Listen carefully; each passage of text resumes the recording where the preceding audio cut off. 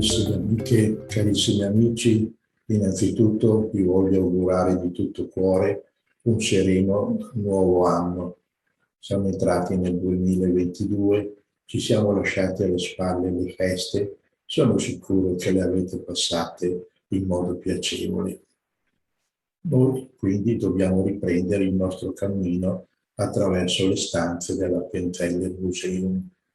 Oggi vi voglio parlare di un oggetto che sicuramente tutti voi conoscete perché l'avete usato chissà quante volte, la cartolina postale, la cartolina illustrata, due strumenti con i quali vengono mandate delle informazioni, delle notizie ai parenti, agli amici, anche solamente un ricordo, due righe per far vedere il posto in cui magari siamo stati in villeggiatura. Purtroppo oggi, con tutti i telefonini, questa pratica è andata molto nel dimenticatoio, eppure una volta era veramente molto usata e la cartolina postale molto spesso era un vero quadro, un'opera di artisti anche famosi. Bene, se venite con me vi accompagno per illustrarvi molto brevemente la collezione di cartoline illustrate della Penteller Museum. Prego. Siamo arrivati nella stanza che è detta del pensare, in quanto qui ci sono molte cose sulle quali si può riflettere a lungo. Una di queste è questa raccolta di cartoline illustrate. Abbiamo più di 10.000 cartoline illustrate, a partire dal 1865, che è l'anno in cui è stata inventata in Germania la prima cartolina illustrata. Ora chiaramente non posso illustrarvi tutte le 10.000 cartoline di questa collezione. Come vedete sono tutte separate per anno nei raccoglitori e veramente soprattutto quelle, non tanto quelle di oggi ma quelle di una volta, sono una più bella dell'altra e varrebbe la pena illustrarle una per una. Chiaramente il tempo non ce lo permette, per cui faremo una selezione molto veloce, partendo magari dalle più vecchie. Questa, lo vedete anche dall'album che le raccoglie, è una serie tra le più antiche, sono del 1870. Come vi dicevo, questo è un album molto vecchio e ha delle cartoline illustrate che sono molto particolari, perché sono la Divina Commedia in cartolina, realizzata da degli artisti corsi, per esempio Faini, sono degli artisti molto famosi del 1800 di Firenze, e ci sono tutti i versetti della Divina Commedia illustrati. Vi faccio vedere ad esempio questa cartolina. Abbiamo una terzina della Divina Commedia, in questo caso è del Paradiso, e viene raffigurato l'episodio che Dante aveva descritto. Possiamo sfogliarlo rapidamente, bisognerebbe veramente vedere cartolina per cartolina la bellezza delle incisioni.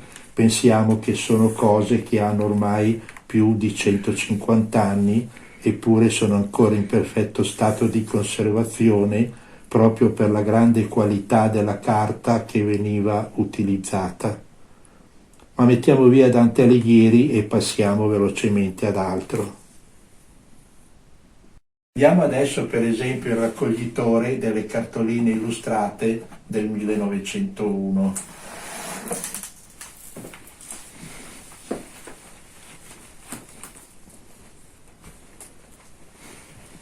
Come vedete sono cartoline che raffigurano dei paesaggi oppure delle persone famose. Questa per esempio è molto interessante perché è una cartolina che è stata realizzata per l'inizio del nuovo secolo. Cartoline con i reali.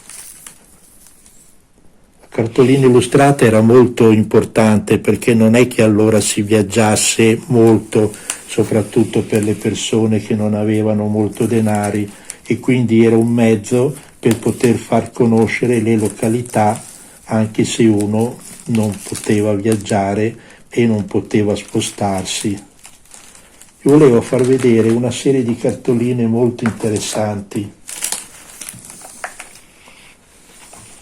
Questa è una serie di cartoline con paesaggi del Lago Maggiore.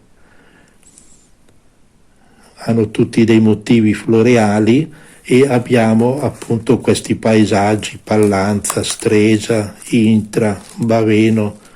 E la cosa molto interessante è che sono state spedite nella notte di Capodanno del 1901 direttamente sul battello Italia. Infatti vedete è stata cancellata la scritta cartolina postale e c'è il timbro di servizio sul Lago Maggiore, per cui è una serie decisamente unica e molto interessante. Molto spesso nelle cartoline c'erano anche episodi delle opere liriche. Il melodramma a cavallo del 1900 era un'attività artistica molto seguita, per cui erano molto spesso utilizzate anche le cartoline per ricordare delle romanze o dei brani abbastanza famosi. Mettiamo via il 1901. Le cartoline spesso avevano anche una funzione celebrativa o di propaganda. Per esempio questa è una cartolina che è stata fatta per l'inaugurazione della caserma Simonetta di Intra, famosa per aver ospitato il reggimento Alpini del battaglione Intra, che poi combatté su numerosissimi fronti di guerra. Queste sono cartoline del 1911, quando c'è stata la guerra coloniale, e infatti qui abbiamo tutte queste cartoline rievocative di personaggi della popolazione libica o della Tripolitania, con gli episodi vari che si sono susseguiti durante i combattimenti.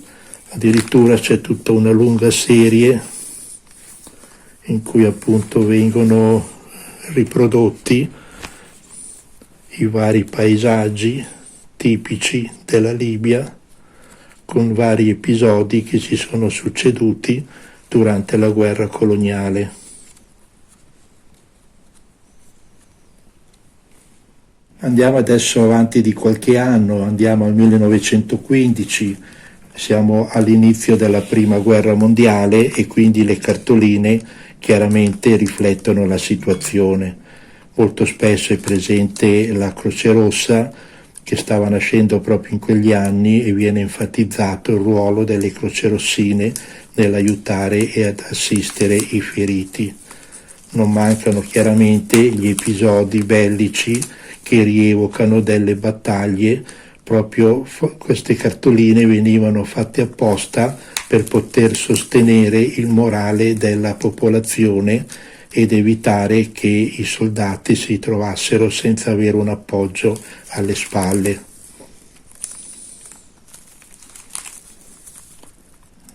Vengono riprodotti ovviamente degli episodi in cui le truppe italiane uscivano sempre vittoriose. Interessantissima è questa cartolina perché viene riportato il bollettino di guerra del Comando Supremo, col quale il generale Diaz annuncia la vittoria. Questo bollettino è diventato veramente storico, è stato stampato poi nei manifesti, riportato sui giornali e attraverso le cartoline veniva diffuso a tutta la popolazione. Siamo al 1918, la guerra è finita, numerosissime sono le cartoline che vengono spedite dai soldati feriti che si trovano presso gli vari ospedali dislocati in tutta Italia. Sono sempre rievocati degli episodi.